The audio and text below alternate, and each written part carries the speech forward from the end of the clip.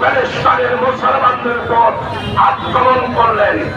আপনারা বোঝাতে চাচ্ছেন আপনারা বদর পারেন না, বদরের প্রতিশোধ নিতে চান। আমরা বলবো আবার বদর সংগঠিত হবে। ইহুদিবাদ নিপাত যাবে, ইহুদিবাদ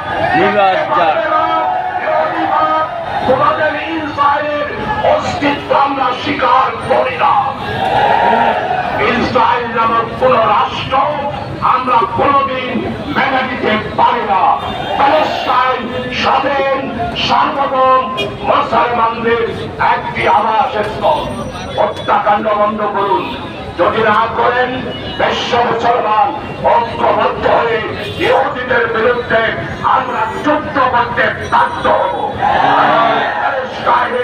শিশু কিশোর নারীদেরকে রক্ষা করার জন্য সারা বিশ্ব মুসলিম ঐক্যবদ্ধ ভাবে ইহুদিদেরকে উৎখাত করার ঘোষণা দিতে বাধ্য হব আমরা।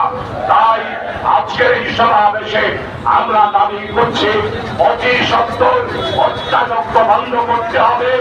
জাতিসংঘের অধীনে 17 রমজান রাত্রিবেলায় নির্বিচারে পরিচাল তদন্ত করে সুষ্ঠু বিচারের মাধ্যমে ইহুদিদেরকে শাস্তির আওতায় অবশ্যই আনতে হবে।